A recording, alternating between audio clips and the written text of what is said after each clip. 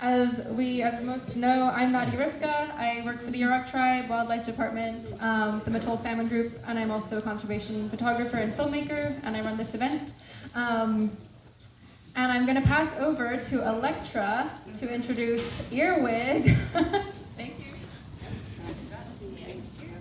Hi, my name is Electra. I also have a job. So I would like to introduce Earwig, aka the Eel River Watershed Improvement Group. Their mission is to improve in-stream and related watershed habitat conditions in the Eel River Basin and surrounding coastal streams to benefit native stocks of salmon and steelhead. One of Earwig's primary goals is to provide organizational and technical assistance to landowners like many of you. Thank you. It's always so nice when someone helps me out with this part. It feels like I'm talking at you guys for ages. Okay, so, yes, suggestions. We value your suggestions as always. If you don't want to write in a paper suggestion, up at the front here, we have a spot on the website for you to suggest a speaker or a topic or something you'd like to hear about so we can find the speaker. We'd love to hear what you guys want to hear about. So yeah, go on to the Earwig website, Education and Outreach, Science on Tap, and there's this form. We actually don't have a raffle this month, but that brings me to an important point, is that the raffle actually, brings in a good amount of donations. The brewery also gives us a small donation, which keeps us going, but we really do rely on donations from you guys. So even though there isn't a raffle this month, if you do feel like dropping something in our donation jar at the front, please do. Really helps us. We run purely on donations, so yeah. We want to keep this event free, basically, for all of you guys. Okay, so I'm actually going to hand it over to Hannah and Nadia to introduce our speaker this month, since they brought him in. So I'm going to hand it over to Hannah from the Buckeye. Hello, everyone. Yeah! My name is Hannah Van Duser, and I am the Executive Director of the Buckeye Conservancy, and I'm also representing Cal Poly Humboldt tonight.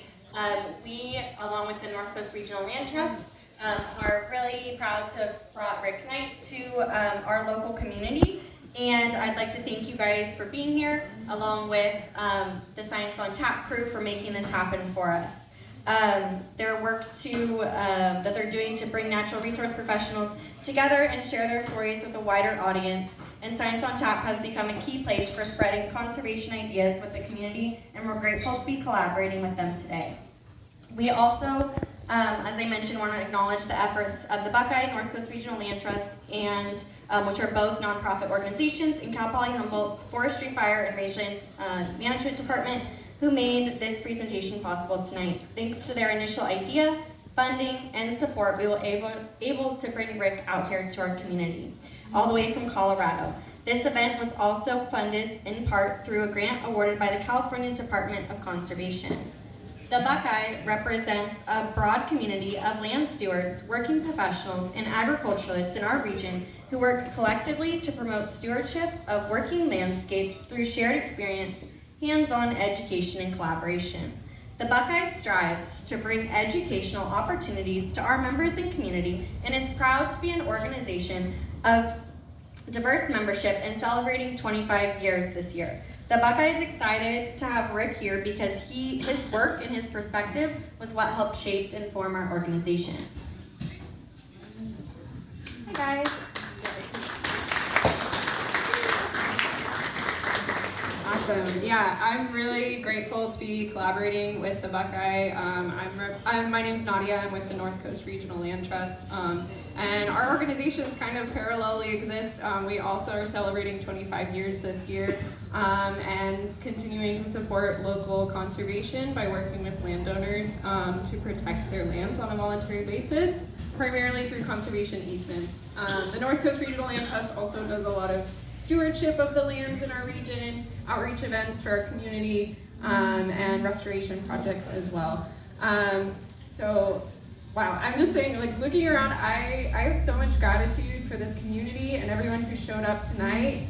Just everyone in this room really cares about our local lands, and I think that's really important and really incredible to see that in this room. So thank you guys all for being here.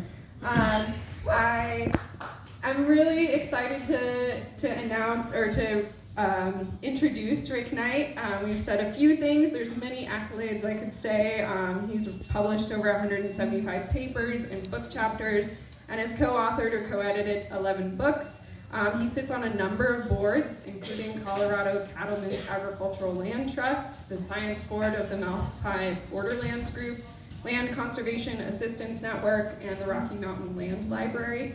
And there's so many things I could say about him and his works. I really enjoyed getting to talk to him a bit more today and just getting to know him. He's a really sweet, kind human who cares about the future of our planet and the people on it, and I think that's a beautiful thing, and I'm really glad that he's here today. So thank you so much, Rick Knight, and I'm going to pass it to him. Thank you. Let's see, there it is. Okay.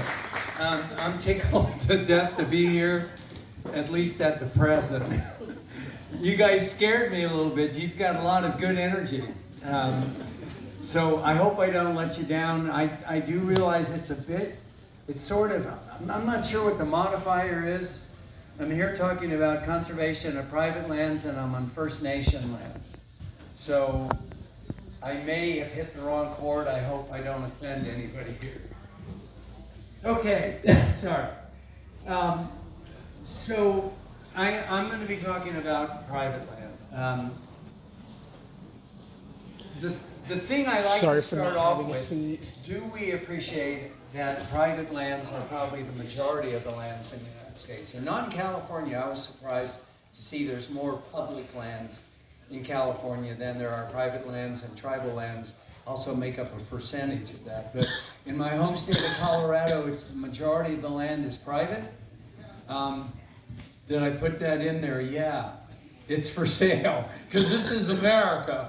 And Americans, I don't know if you saw all the pretty horses, and those two boys are running into Texas, and one's riding a stolen horse.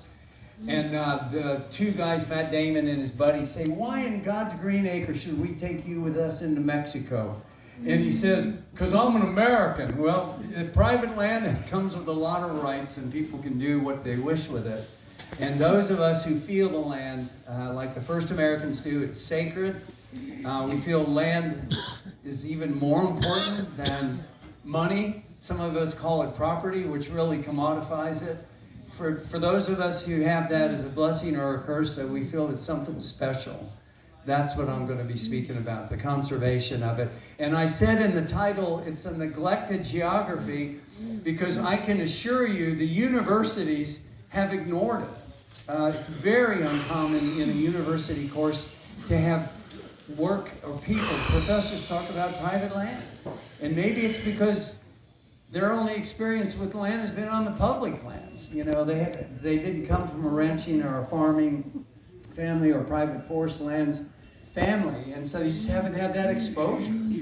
But it's a shame, because I'm going to try to point out these private lands are really important. Hello. Oh, Jesus. Let me back up a couple of slides. This is Lily. I love this quote: "The true test of a first-rate mind is the ability to handle two seemingly contradictory thoughts at the same time."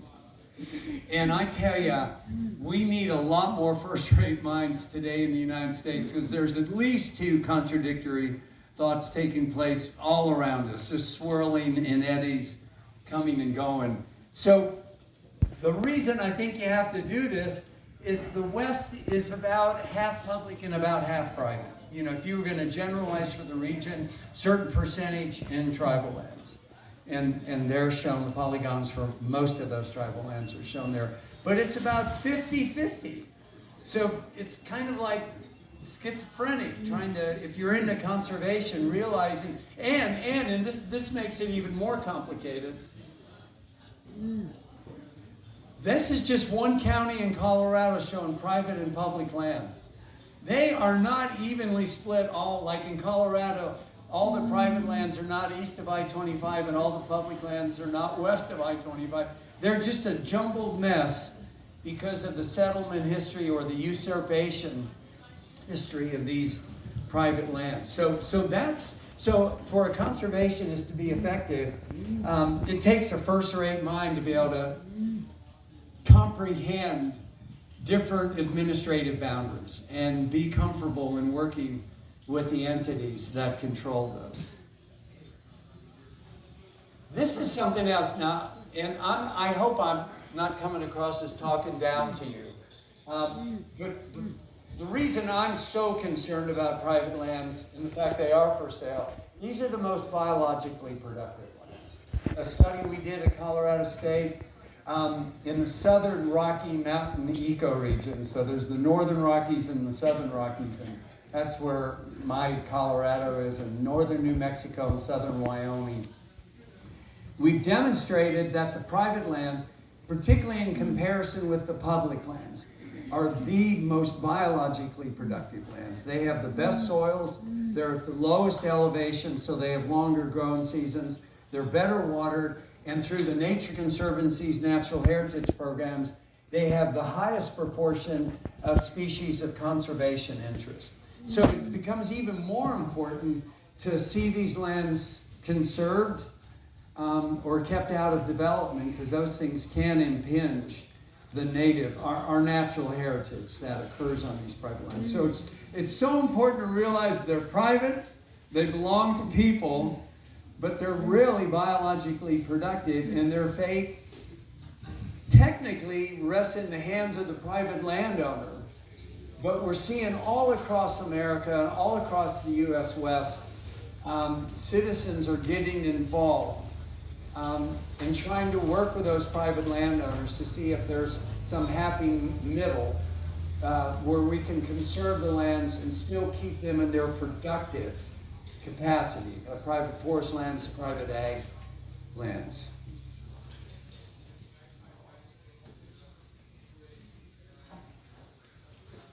So private lands, this is another thing. So keep in mind that crazy hodgepodge of administrative boundaries of private and public lands. This is a 2,500 acre ranch that was sold to a developer. And over time, you can see those, maybe you can see those black dots. Those are homes, year-round homes on 35 acre ranchettes. And those lines in the bottom panel are not to your eyes tomorrow morning. Those are year-round access roads. And so that's 2,500 acres right next to the Canyon Lake District of the Roosevelt National Forest, where I live in Colorado. Those private lands can buffet or buffer the public lands. Before the developer bought it, it was a single ranch family that lived on it. You had 2,500 acres of the human density of a family. Today there's 91 homes on it. They're year-round occupancy homes. And the Forest Service, along that part of its boundaries, the way it interacts, its dynamics when it's dealing with non-invasive plant species, with trying to fight a wildfire, if all of a sudden you have a neighbor and there's 91 homes out there you got to go protect, as opposed to a single ranch house. Think of the mountain lions that it's starting to turn into, from fall to winter, the mountain lions are dropping elevation, following the mule deer that are dropping elevation. Mountain lion's got to find its way through a crowded neighborhood without the kid there with his dad's Uzi taking a pot shot at her, or those year-round metallic carnivores that are coming and going, not intentionally running over that striped skunk or that elk, just accidentally hitting them and stuff like that. It's just a different world when you elevate the human density. But when